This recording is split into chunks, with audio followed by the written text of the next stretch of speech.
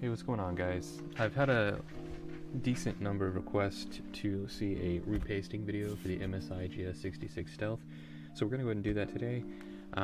Before we get started, you want to make sure you have a couple different things with you. Paper towels are going to be a must for the thermal paste and the cleaning.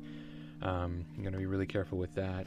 You want to have some isopropyl alcohol, any amount that you have, the strength like 70, 91, whatever. They pretty much all accomplish the same thing. You want to have a fair amount of Q-tips and have extras on standby, because those are what we're going to primarily do a lot of detailed cleaning on the CPU with, and I'll go in depth when we get in there. And then you want to have a screwdriver. I've got an electric screwdriver here. You don't have to have an electric screwdriver. You can have manual, just as long as you have the right size tip, because you do not want to strip these screws out, and you especially don't want to strip the screws out that are inside. So we're going to go ahead and take out these 9 screws right here, and then this back plate's going to go ahead and pop off. So we'll go ahead and get this back plate off, and then I'll come back in 1 second and we'll continue getting in there and getting that repasted. Okay, so we did get our 9 screws taken out. Something you do want to keep in mind is you do want to go ahead and take out any peripheral devices, so wireless mouse dongles, USB sticks, anything like that. Just go ahead and take that out, that we don't risk messing anything up like that. One other note is the 4 screws on each side are the same size. However, the screw down here towards the front of the device is about half the length. So make sure when you're reinstalling those that you are careful to make sure that you put that screw right in the back in the right spot.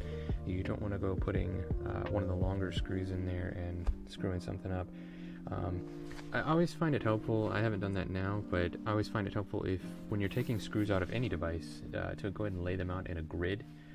That'll help you memorize where they go, but in this case we just have 4 on each side that are the same size, and then the one down here that will be a little bit shorter, so nothing really to worry about there. Next step, you're going to want to have some kind of plastic prying tool. So in our case, I've got this little green prying tool here. If you don't have one of these, you can use a lot of different things. Credit cards work, or just some very thin type of card, and you're going to want to be really careful because you don't want to dig deep inside these edges, because you could get too far in. Especially please do not use any kind of metal object, metal tools. If you dig deep in there, the battery's still plugged in. That's something to keep in mind. You're going to end up shorting something out or causing damage to the board, and we definitely don't want that. We're trying to make this better, not worse. So this part can be a little bit tricky. Just take your time. Definitely try not to break anything. This plastic strip on the front is a little bit delicate. I couldn't even tell you when this little corner cracked off, but I don't think it had anything to do with opening this, because I haven't repasted it since the day that I bought it. But we'll go ahead and crack this open, and we'll show you how to get inside here. So you're going to be really careful. You want to make sure that you try not to slip while you're trying to get in here too, because you don't want to scratch this back plate or this bottom plate. Granted, it's not something you're going to see very often. You know, it's still going to be an eyesore if you ever do look at the bottom of it, and for resale value too, you definitely don't want to have any damage to it. So we're just going to try and pry up real carefully, and then once you get some leverage in there, get your fingers under there, that way it doesn't close back up, and then you can just kind of carefully pry around the edges to pop that open. Real simple, just like that. Wiggle that off and it should just pop off, no problem. So there you go. There is some clips around the edge. Just be real careful when you're taking that off. Make sure you don't snap those off. Otherwise, just pop off real easy, no problems. Go ahead and set that off to the side. And now you have access to pretty much everything. Really love the way that MSI has done this layout. It's ease of access for both the M.2 slots, the NVMe drives, everything. So the very first step that we're going to want to make is unplugging this battery. This is something you're going to be really careful about. You don't want any of these wires to rip or tear. There's a couple different ways that we can go about taking this battery out, or just unplugging it. We don't have to take the whole battery out, just unplug that. That way we don't risk shorting anything out while we're working on this. So you could go in here with your fingers and just kind of wiggle that out. like I said, just be really careful with those wires. If that's not working for you, you can always take something like just like a plastic spudger, or any kind of plastic tool you have that's kind of fine tipped. Just kind of get in there and just try and push it from the back. Just really take your time though. Don't force this. I mean, you're gonna get it. Just take your time, and eventually it's going to come out. You just got to keep working at it. But this is a very important step. You got to make sure that you get that battery unplugged, because if you don't, you really do risk messing everything up, and then you're really going to have a bad day. So I'm going to try and avoid causing any damage while we're going through this process. So yeah, mine is being a little difficult, and I really don't want to. There you go. Yeah, so just try and hold all the wires together when you're pulling, and don't try and rip it out of there. But you don't want to mess any of this stuff up, and you don't want to pull any of these wires out. So now our battery's unplugged. We are good to go.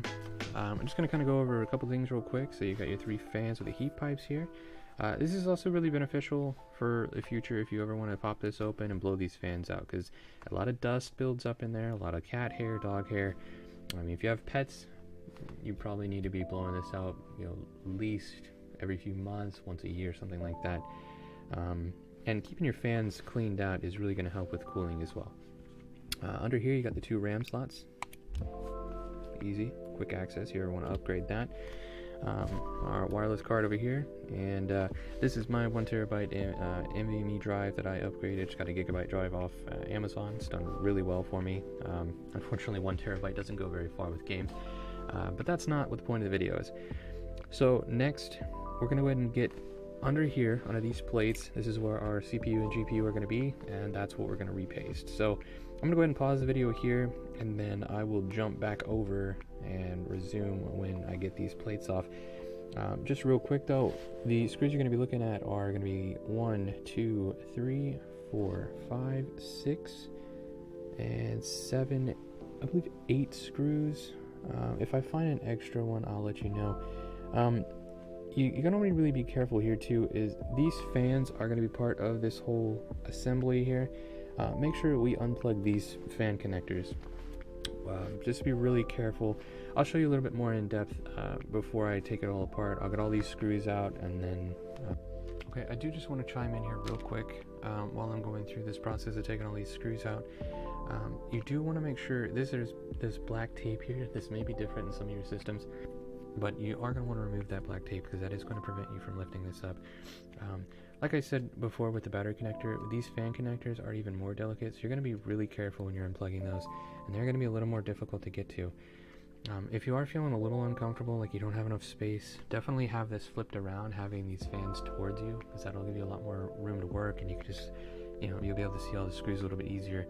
You do have all these tiny little screws that were in the fans. You're going to want to take those out, because that's going to, this top plate, I'll show you here in a second when I take that off, is going to be lifted up. So we're going to go ahead and take this tape off here real quick, just so you can see what I'm talking about. And you are going to put this tape back once you're done with it, because there's a hidden screw under it. So we'll go ahead and unscrew that. Just put that off to this side, make sure we don't forget that. And do try to organize your screws. Like I said, I mean, I don't have it in a great grid for you right now, but these screws right here go in this fan, these screws right here go into this fan. And you just want to make sure you know what everything goes to when you're going to put it back together. So from here, we're going to go ahead and lift up, and just really carefully, very carefully, we're going to lift this up, okay? Okay, so from this point, like I said, your fan is connected. You have these 2 connections over here. Alright, just to give you a slightly closer view, this is kind of what we're working with. You're going to have a lot of thermal paste on a lot of different components. Matter of fact, mine does need to be repasted. That does not look good at all. So over here on this left side, these connectors are a little more difficult to get to. So I'm going to go ahead and you can kind of slide the fan and the heatsink off to the side. Just be very careful. Don't pull on those cables. Don't have any kind of resistance. And then you'll have better access to go ahead and unplug these cables right here. So we'll go ahead and get those unplugged, and then we'll continue with the repasting. So we got our heatsink and our fans removed. I'm just going to try and give you a closer up look here if I can. We are going to end up cleaning the thermal paste off of this copper sink right here and this one right here, and hopefully we'll get a better application this time. All this pink stuff, we're going to leave that on there because that's going to be for all these other components here that came factory. I don't want to mess with that, and I don't want to put my own thermal paste on all that. But the system does get really warm because it is so thin, so go ahead and leave that there. We're going to go ahead and clean up both the CPU and the GPU, and how we're going to do that is, this is where your Q-tips, your paper towels, and your alcohol are going to come into play. So what I like to do is I like to start off with the Q-tips, so just a Q-tip and your alcohol. If you don't have like one of these small little containers for the alcohol, you can pour it in a bowl, you can just use the bottle directly, just do not pour it directly on the board itself. So you're going to go ahead and get the tip of your Q-tip wet with alcohol. Don't get it too soaking, try and have it just, wet but not dripping. So we're going to go ahead and go in here, and you're going to go ahead and just very carefully, because there's a lot of little resistors on the edge, just start very carefully cleaning this up. You can keep cleaning it, keep wiping your Q-tip off on a paper towel. This is just my process. If something else works better for you, that's fine too. I'm going to go ahead and use the other side here now. Try to keep the thermal paste from touching your skin. It does tend to stain pretty well. Try and avoid clothing as well. So as you're going, just keep very gently cleaning the die itself. And the most important part is going to be getting around those edges, getting all that thermal paste off the actual PCB. Once your Q-tip is used up, go ahead and use another one. Feel free, liberal. Just use as many Q-tips as you need. Don't just keep spreading that old thermal paste around. So just get in here on these sides very carefully, very slowly. You don't want to drag any of these resistors off the board or the capacitors. Just make sure you clean it up real gently. You really don't want to risk breaking anything, so please take your time. Don't feel rushed. You are going to get this done. Another tool that I find is really helpful when doing a thermal paste, like a repasting, you're going to want to probably get like a used toothbrush or even a new toothbrush, like just some toothbrush you don't use anymore that's clean. And then again, the alcohol would be very helpful. So coming in here, just kind of dab. The alcohol is going to break up all that old thermal paste, and you do not want to drag the Q-tip across those components because you can cause a lot of damage, and they can just rip off real easy. They're so small, so just be very careful. Just keep dabbing it. I know it doesn't feel like the thermal paste is going to come off, but trust me, it does. I've done a lot of these, a lot of different computers, so just keep taking your time and it'll all come off. It may not be absolutely 100% perfect by the time you're done, but the toothbrush will help get quite a bit more off. Yeah, the CPU die is a little bit easier. This is the GPU die that we're working on right now, but I go ahead and show you move this out of the way. I'll go ahead and show you the CPU die. Just come over here. There's not all those little resistors and capacitors that you have to worry about on this one, so you can just kind of go around it, get all that old thermal paste off, and then just keep going at it and get it all off of there. Okay, so just real quick, I did use a toothbrush. I just went in there. If you're really careful, you can just kind of brush in between those little capacitors. Just keep brushing it off. And then I'm going to follow up by going in behind while it's still got a little bit of that alcohol on there. Very carefully pull this into like a little tip on your napkin there, or your paper towel, and just very gently, just kind of glide it on there. Don't press down. If you feel like it's snagged, stop. And just kind of dab it. We want to clean up around that edge. Get all that old thermal paste off of there. Don't want anything to break off while we're doing this. Just keep folding. If you feel like you need it to be smaller, go ahead and fold it a little bit smaller. Clean up that die, making sure it's really nice and clean. We'll go back in here. I'm just going to go in with a dry Q-tip real quick, just to kind of clean this up on the outer edge. Just be really careful. Take your time. I can't stress that enough. I know I've said that a lot in this video, but you really, really, really do want to take your time. There's nothing going to be worse than damaging a $1,800 or $3,000 laptop just because you wanted to repaste it and get some slightly better thermals. It's not worth it. So we're going to go around here on the die. Again, don't apply too much pressure. There's no reason to apply too much pressure. I'm just going to clean this up. Just kind of circle the motion. Make sure this is a clean die, because we want to make sure it's as clean as possible when we apply that new thermal paste. So once that's pretty much cleaned up all the way, looks good. Alright, we'll go back over here to try this up. Okay, clean that die up as well.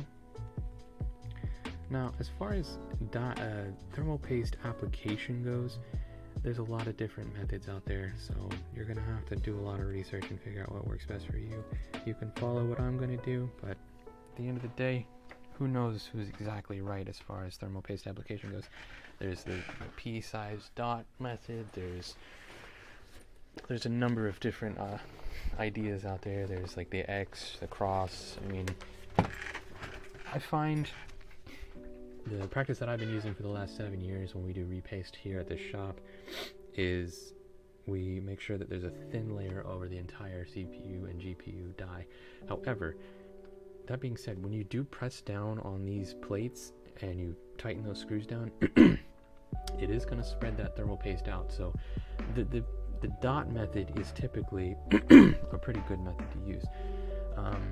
So first off, we're going to go ahead and set this to the side for a second, because we do need to clean off those old thermal paste from the heatsink itself.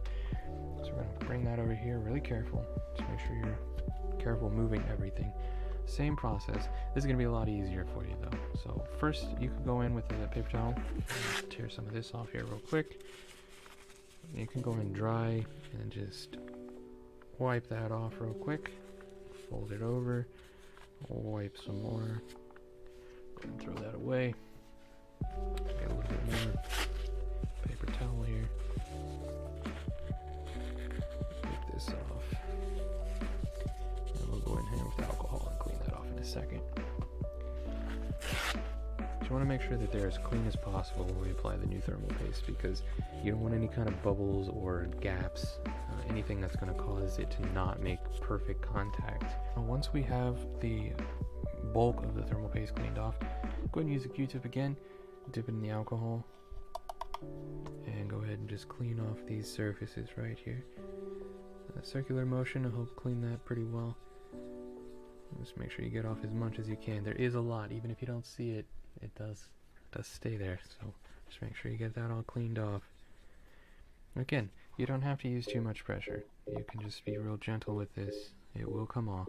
It's just thermal paste. Next step is going to make sure that these are dry. So again, you can just fold up some paper towel, just wipe those off. Make sure they're real dry and clean. You don't want any leftover alcohol or residue or anything like that. Go ahead and set this back over here to the side, and then we'll get the laptop back over here.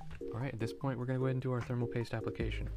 So one more time, dry Q-tip. We're going to go ahead and just wipe these off, make sure they're clean. You don't want anything on them. Try and keep dust and all that. I know it's going to be very difficult to do that. You're going to take your thermal paste, any type that you have is fine. You could special order some special stuff. Some are going to give you a variable degree difference, 1 or 2 degrees here. Unfortunately today the only thing I have is this Cooler Master stuff.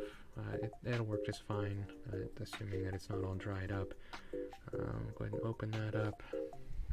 Again, if you can try and avoid getting it all over your fingers, that would be great. So from here, I'm just going to go ahead and do a pea-size dot right here in the middle. The GPU size is going to be a little bit bigger than the CPU because the GPU is a little bit bigger of a die. Just take your time, and then that'll be good. And then I'm going to go ahead and put a little dot over here too.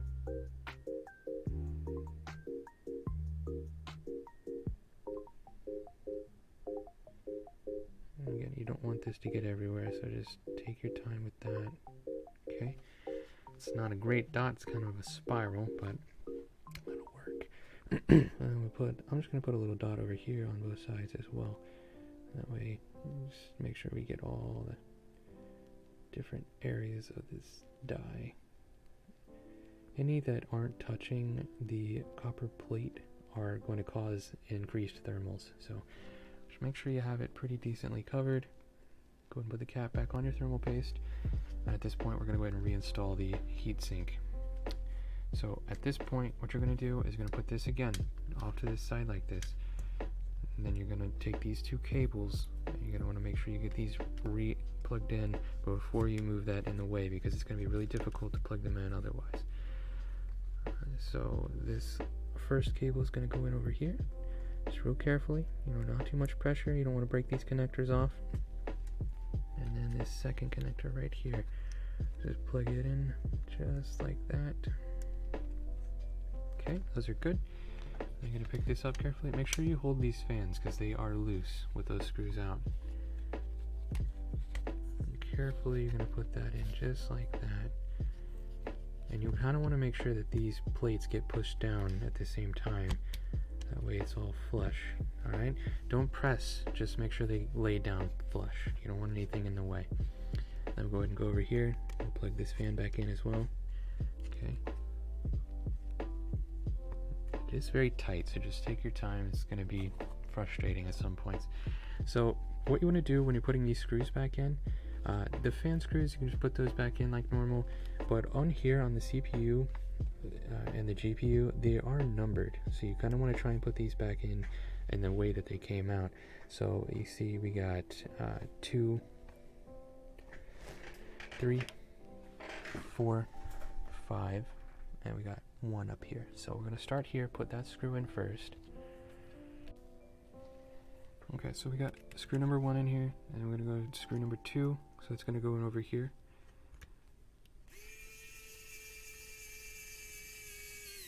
Make sure it's tightened down real nice. You don't want to over tighten, you don't want to strip screws, so just take your time on that. Screw number 3.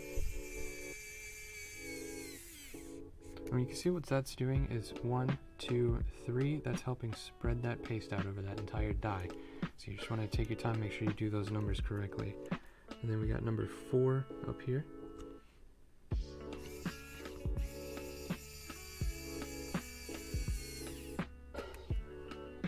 And then we got number 5 down here.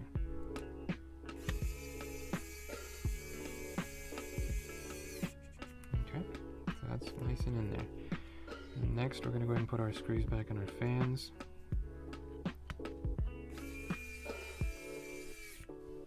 Okay, and now don't forget, you have that hidden screw that we need to put back in here underneath this tape.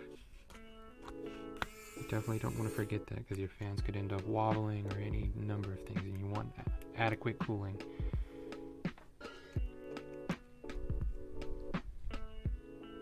Okay, so next, we're going to put this screw here back in our right side fan, or our left side, depending on which way you're looking at it. Okay, good. And you're going to put these tiny screws back in the plate of the fan. Okay, again, don't want to strip any of these out, so if you're doing this by hand, just, if you feel it resisting, just do a slight half turn, quarter turn. Make sure it's just snug. You don't want to over tighten it or strip it out, because you're really going to have a bad day if you end up stripping these screws out. That's why I like these electric screwdrivers. The resistance immediately kind of stops it from going too far, unless you really twerk it. So just keep getting all these screws back in there. And then it's kind of the same process as the opening. You just go ahead and pop that bottom plate back on, put those screws in, and you're good to go. And then you're obviously gonna make sure you plug that battery back in, because you want to make sure that the system is going to turn on. And then just turn it on and see your thermal performance. Again, repasting, it's good. It's good for your system, and cleaning these fans out is good for your system as well. But don't expect that you're going to gain a lot of thermal performance repasting the MSI GS66 Stealth. I repasted this from day 1, and I never noticed a very large thermal gain on that. It's all coming down to that turbo boost disable and kind of adjusting those turbo ratios. So very carefully again, plug that battery back in, and there you go. Got that repasted and ready to be put back together. So we're going to go ahead and put this back plate back on. You could struggle getting these sides back in. You're just going to want to kind of bow the back plate a little bit, and then it'll go back in there, no problem. And you can just clip those in. Alright, thanks for watching, guys.